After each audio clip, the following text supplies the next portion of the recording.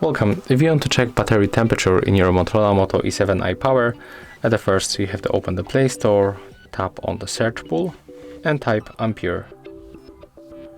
We are going to use this external application to check battery temperature. So let's install.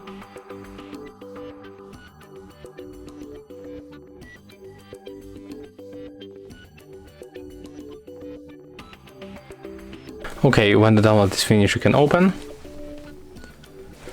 Click yes, agree, tap close, click OK again, and as you can see, the temperature of the battery we can find in this place. So that's all. If you find this video helpful, remember to leave a like, comment and subscribe.